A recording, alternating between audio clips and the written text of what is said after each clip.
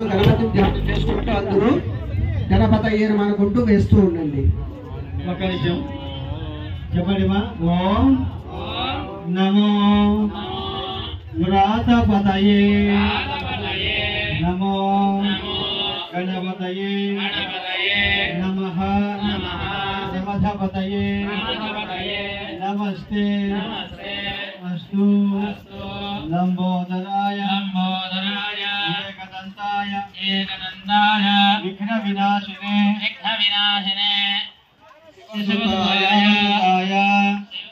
చెప్పండి. శివసుతాయ శ్రీ వరదమూర్తయే నమో నమః.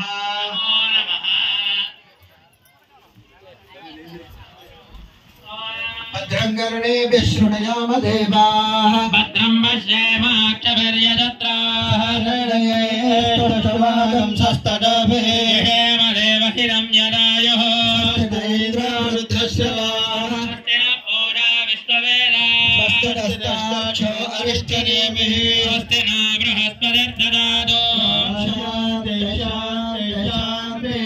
ఓం నమస్తే గణపతయే తమేవ ప్రత్యక్షం తత్వమసి తమేవ కేవలం కర్తాసి తమేవ కేవలం ధర్తాసి తమేవ కేవలం హర్తాసి తమేవ సర్వం ఖల్విదం బ్రహ్మాసి త్వం సాక్షాదాత్మాసి నిత్యం స్వాహా సత్యం లక్ష్మీ లక్ష్మీ అందరూ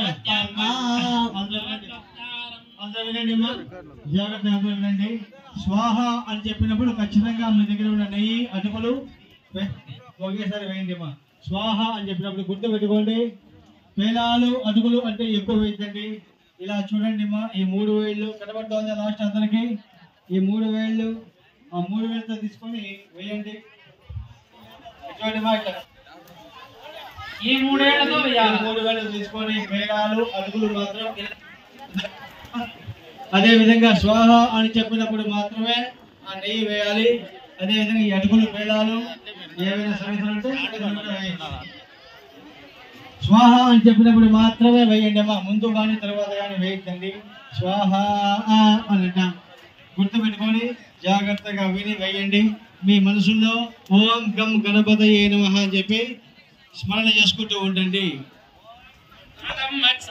సత్యం లక్ష్మీ స్వాహా అవత్వం మాం అవవక్తారం అవశ్రోతారం అవధాతారం